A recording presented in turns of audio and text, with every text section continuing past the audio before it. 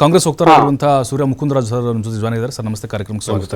Thank you sir. Supreme court ಕಳವಳವನ್ನು ವ್ಯಕ್ತಪಡಿಸಿದೆ, ಆರ್ಥಿಕತೆಯನ್ನು ಬಲಿ ಕೊಟ್ಟು ಚುನಾವಣೆ ಗೆಲ್ಲಬೇಕಂತೇಳಿ ಎಲ್ಲ ರಾಜಕೀಯ ಪಕ್ಷಗಳಿಗೆ ಹೇಳಿದೆ. ಎಲ್ಲೆಲ್ಲಿ ಈ ಫ್ರೀ ಕೊಡುಗೆಗಳನ್ನು ಕೊಡ್ತಾರೆ ಎಲ್ರಿಗೂ ಅನ್ವಯವಾಗುತ್ತಿದ್ದು, ಕಾಂಗ್ರೆಸ್ನವ್ರಿಗೆ ಎಸ್ಪೆಷಲಿ ಕರ್ನಾಟಕ ಸರ್ಕಾರಕ್ಕೆ ಬಟ್ಟೆ ಸುತ್ತಕೊಂಡು ಹೊಡೆದಂಗೆ ಕಾಣಿಸ್ತಿದೆ ನನಗಿದು.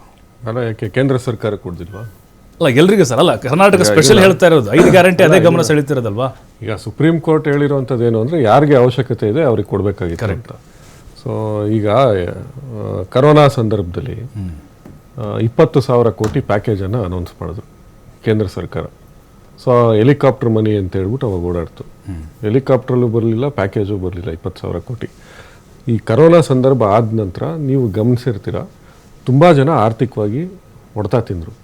ಸಣ್ಣ ಕೈಗಾರಿಕೆಗಳಿಗೆ ತುಂಬ GST ಮತ್ತು ಇವೆಲ್ಲ ಆರ್ಥಿಕ ಹೊರೆಯನ್ನು ಉಂಟು ಮಾಡ್ತು. ಎಷ್ಟೋ ಜನಕ್ಕೆ ಉದ್ಯೋಗ ಸೃಷ್ಟಿಯಾಗಿರಲಿಲ್ಲ. ಆಮೇಲೆ ತುಂಬ ಜನ ಹೆಣ್ಮಕ್ಳು ತಮ್ಮ ತಾಳಿನ ಅಡ ಇಟ್ಬಿಟ್ಟು ಮಕ್ಕಳನ್ನ ಸ್ಕೂಲಿಗೆ ಸೇರಿಸೋದು, ಮೊಬೈಲ್ ತೆಕ್ಕೊಡೋದು, ಇವೆಲ್ಲ ಆಗಿತ್ತು.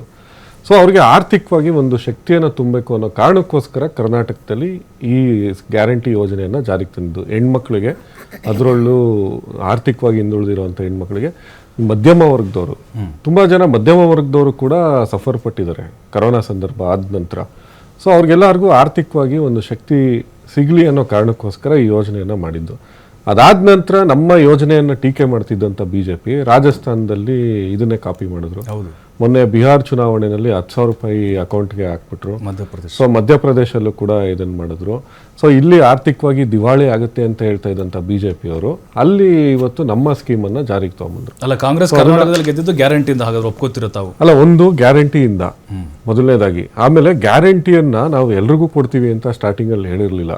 ಸೊ ಗ್ಯಾರಂಟಿ ಕಾರ್ಡ್ಗಳನ್ನ ನಾವು ಹಂಚ್ಕೊಂಡ್ಬಂದಿದ್ವಿ. ಸೊ ಆ ಸಂದರ್ಭದಲ್ಲಿ ಎಷ್ಟೋ ಜನ BJP ಅವರು ಕೂಡ ಅದನ್ನು ತಿರಸ್ಕರಿಸಿದ್ರು.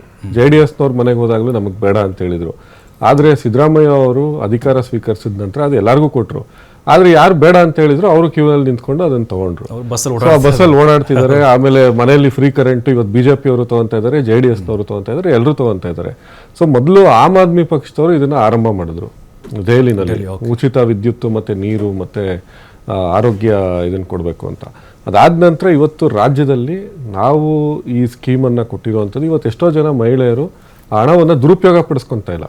ಕುಮಾರಸ್ವಾಮಿ ಅವ್ರು ಬಾಯಿಗೆ ಬಂದಾಗ ಸ್ಟೇಟ್ಮೆಂಟನ್ನು ಕೊಟ್ಟಿದ್ರು. ಸೊ ಇವತ್ತು ಎಷ್ಟೋ ಜನ ಅಂಗನವಾಡಿ ಇದನ್ನು ಕಟ್ಟಿಸ್ಕೊಟ್ಟವ್ರಿದ್ದಾರೆ.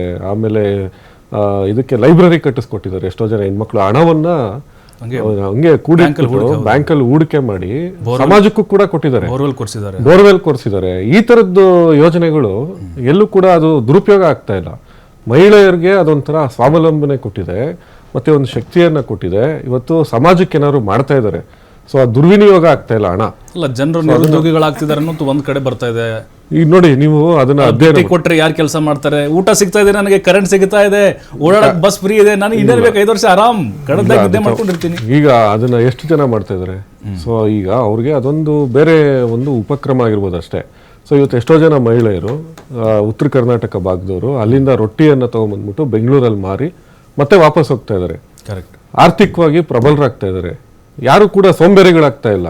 ಇನ್ನೂ ಹೆಚ್ಚು ಇವತ್ತು ಯೋಜನೆಗಳು ಅದರಿಂದ ಅನುಕೂಲ ಪಡ್ಕೊತಾ ಇದ್ದಾರೆ. ಮಹಿಳೆಯರು ಎಲ್ಲೂ ಕೂಡ ಈ ತರ ಲಾಜಿಕ್ ಅನ್ನ ಏನ್ ಹೇಳ್ತಾರಲ್ಲ, ಸೋಂಬೇರಿಗಳಾಗ್ಬಿಡ್ತಾರೆ, ಇದಾಗ್ತಾರೆ ಅನ್ನೋದು ತಪ್ಪು. ಸೊ ಅವರೆಲ್ಲೂ ಕೂಡ ಆರ್ಥಿಕ ಶಿಸ್ತನ್ನ ಯಾರು ಮರೆಯೋದಿಲ್ಲ. ಆರ್ಥಿಕ ಶಿಸ್ತಿನ ಜೊತೆಗೆ ಹೂಡಿಕೆಯನ್ನ ಮಾಡಿಕೊಂಡು ಇವತ್ತು ಕುಟುಂಬಗಳು ಚೆನ್ನಾಗಿ ನಡೀತಾ ಇದ್ದಾವೆ. ಸೊ ಇವತ್ತು ಮುಂಚೆ ನೀವು ಕುಡಿದು ಬಂದು ದಾಳಿ ನಡೀತಾ ಇತ್ತು, ಮಹಿಳೆಯರ ಮೇಲೆ ಅಲ್ಲೇ ಹೆಚ್ಚಾಗ್ತಾ ಇತ್ತು, ಈ ತರ ಕೌಟುಂಬಿಕ ಕಲಹಗಳಿರ್ತಾ ಇದ್ವು. ಈ ತರದ್ದೆಲ್ಲ ಆಗಿಲ್ಲ. ಇವತ್ತು ನೀವು ನಿನ್ನೆ ಕ್ರೈಮ್ ರೆಕಾರ್ಡ್ ಬ್ಯೂರೋದು ಇದನ್ನು ತೆಗೆದು ನೋಡಿದಂಥ ಸಂದರ್ಭದಲ್ಲಿ ಮಹಿಳೆಯರ ಕೌಟುಂಬಿಕ ದೌರ್ಜನ್ಯದ ಪ್ರಕರಣಗಳು ಕಡಿಮೆ ಆಗಿದ್ದಾವೆ. Yes sir.